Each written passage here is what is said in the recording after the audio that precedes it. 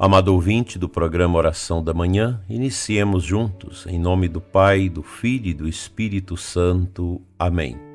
Estamos no coração de Deus, nesta manhã de quarta-feira, recordando São José, mas também Santo Antão, pai dos monges, que nasceu no século III e morreu no século IV, nasceu no Alto Egito. Considerado pai dos monges, foi tocado por aquela palavra de Jesus: se queres ser perfeito, vai, vende tudo que tens, dá aos pobres, depois me segue. É um grande exemplo de oração de vida interior. Sequenciando nossas meditações no livro O Corpo Místico de Cristo, de Fulton Sheen, página 68, da edição Molokai, embora o Senhor refira-se mais frequentemente ao novo organismo espiritual como um reino, e tenha deixado claro que não era deste mundo, foi por isso que ele fugiu no dia que os homens tentaram fazê-lo rei. E também por isso que ele lhes disse que o seu reino não era deste mundo. Deu a entender que este reino, que não é desta terra, deveria unir-se a ele como um corpo a uma cabeça. Quando a cabeça sofre, o corpo sofre também, porque constituem uma mesma vida. Quando o corpo está ferido, a cabeça sente, porque eles são um só. Usando esta analogia, o Senhor disse que tudo que acontecesse com a cabeça aconteceria com seu corpo. Se ele fosse perseguido, seu corpo seria perseguido. Se ele fosse odiado, seu corpo seria odiado. Se o mundo não o recebesse, não receberia o seu corpo, pois o servo não está acima do seu senhor. Da mesma forma, quem ouvisse os membros do seu novo corpo, ouvi-lo-ia; quem os desprezasse, desprezá-lo-ia. A relação seria tão estreita entre os membros daquele corpo e ele próprio, que qualquer um que desse de beber em seu nome aos membros, ou os visitantes na prisão, ou recebesse um de seus filhos, ou desse pão para saciar a fome, ou roupas para cobrir a nudez, estaria servindo a Cristo. Parece que o Senhor esgotou todas as analogias para ressaltar a unidade entre ele e seu novo corpo. Mas na noite antes de morrer afirmou que ele e seu rebanho não deveriam ser unos somente como pastor e ovelha, deveriam ser unos como ele e o Pai eram um só. O próprio fato de dizer essas palavras na véspera de sua crucifixão e apenas uma hora antes da agonia no Jardim das Oliveiras era uma lembrança de que este novo reino, ou este corpo novo, não se revelaria em toda a sua glória e beleza até que Cristo houvesse adquirido a glória e a beleza por meio do sacrifício de sua vida. Assim, ele provaria que amava sua nova vida em companhia, já que ninguém tem maior amor do que aquele que dá a sua vida por seus amigos. Dirigindo-se a seu Pai Celestial por meio de algumas das mais belas palavras já ouvidas nesta terra, confirmou esta união futura de si mesmo e seu novo corpo. Como tu me enviaste ao mundo, também eu os enviei ao mundo, para que todos sejam um, assim como tu, Pai, estás em mim e eu em ti, para que também eles estejam em nós e o mundo creia que tu me enviaste e os amaste como amaste a mim. Belíssimas palavras do texto de Fulton Sheen acerca desta unidade de Cristo com seu novo corpo, a Igreja. É preciso que nós tenhamos presente que a Igreja é o novo corpo de Cristo, que este corpo está profundamente unido a Cristo, nosso Deus, nosso Senhor, nosso Kyrios. Não se pode pensar a igreja fora de Cristo. A igreja é o seu corpo. Daí não ter procedência aquela palavra que diz: Jesus pregou o reino e apareceu a igreja. Não.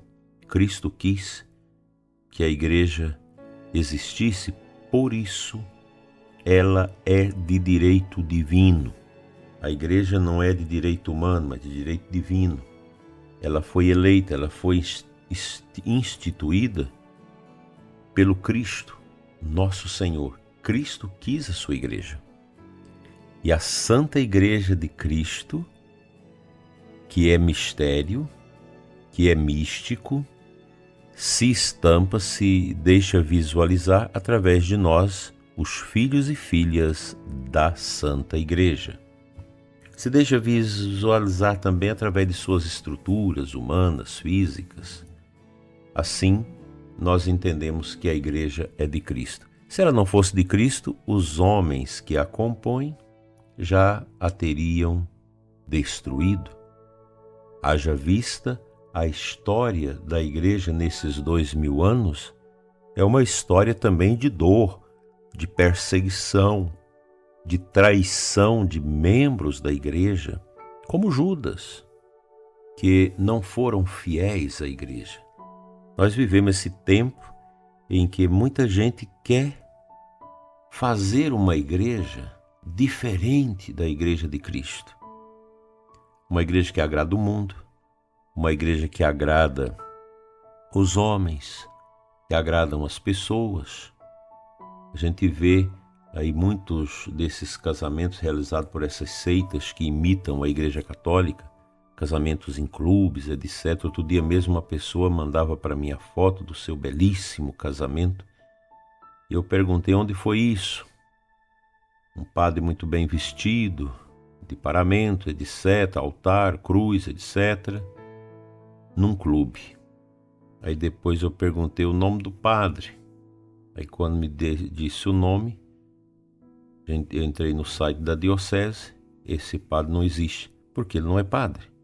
Ele é membro de uma seita que imita a Igreja Católica e realizam esses casamentos assim. Isso é muito triste. Um católico que faz esse tipo de coisa, ele peca gravemente contra a igreja. Aí não está o corpo místico de Cristo, mas está o mistério da iniquidade, que é diferente. O mistério da iniquidade. Pois esses casamentos não têm validade nenhuma diante de Deus, mas pelo contrário, são sacrilégios, porque você faz coisas sagradas sem a conexão com a verdade. Então precisa ter muito cuidado. Pessoas que não podem casar-se na igreja, que usam desses artifícios. Pessoas que querem casamentos em clubes, em fazenda, essa coisa toda, para fazer aquele estardalhaço social, isso não agrada a Deus. Não há um sacramento aí. Por que o casamento tem que ser na igreja? Por causa do altar. É um sacramento que está vinculado também à beleza do sacramento da Eucaristia no altar. Então, sejamos homens e mulheres da verdade e não do erro, e não sejamos cúmplices com o mistério da iniquidade. Que Deus nos ajude a sermos uma igreja profundamente unida a Cristo e inserida no mistério da Santíssima Trindade. Amém.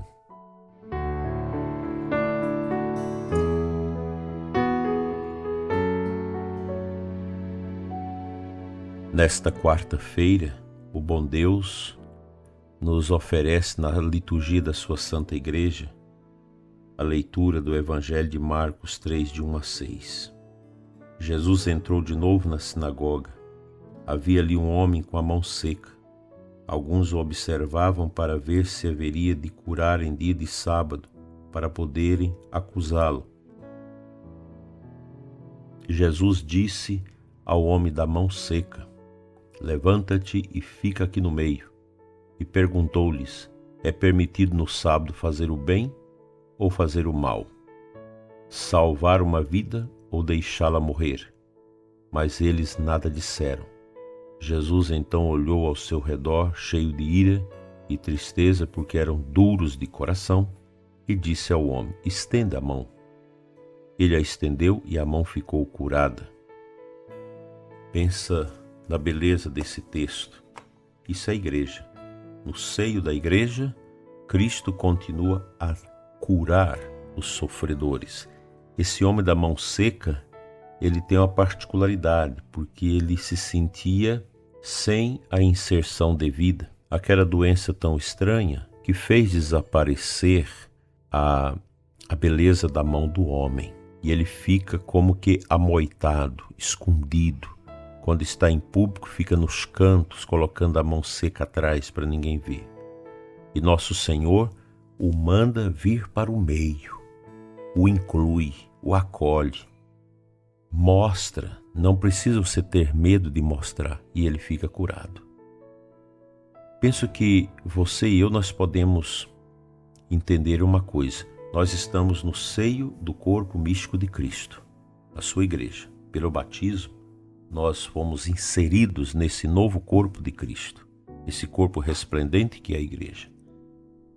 E nós não podemos ter medo de dizer quem nós somos. Tem aquele livrinho do John Power, que é bonzinho, li uns 40 anos atrás. Por que tenho medo de dizer quem sou? Esse homem da mão seca, ele é curado a partir do momento que ele mostra quem ele é. Ele mostra a sua enfermidade. Ele mostra aquela mão que era considerada feia, porque era uma mão seca, uma mão sem habilidade. E a partir do momento que ele se mostra, ele é curado.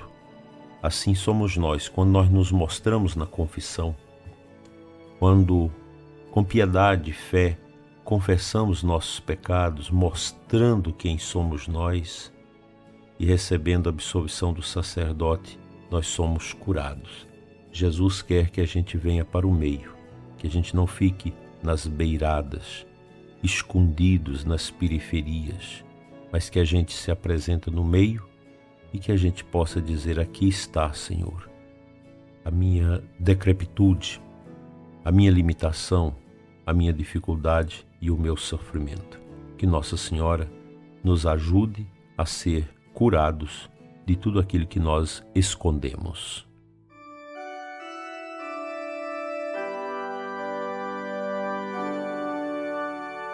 Pai Santo, Deus de amor e de misericórdia, te adoramos nesta manhã tão abençoada de quarta-feira, sob o olhar de São José e de Santo Antão.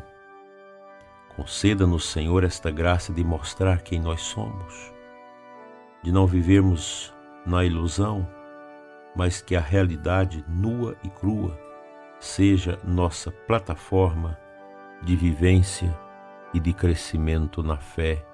Assim seja. Amém. Eu peço uma bênção especial para as pessoas com deficiências, pessoas que têm algum defeito físico e que não aceita e que se exclui. Que Deus te dê a libertação de tudo isso. Olhe para além do seu corpo, olhe para além da sua fragilidade. Você tem uma alma perfeita, criada por Deus, batizada para ir ao céu. O Senhor te abençoe e te guarde hoje e sempre, em nome do Pai, do Filho e do Espírito Santo. Amém. Uma boa quarta-feira para vocês e até à noite, às 21 horas, aqui no nosso canal do YouTube, com o programa Oração da Noite. Tenha paz.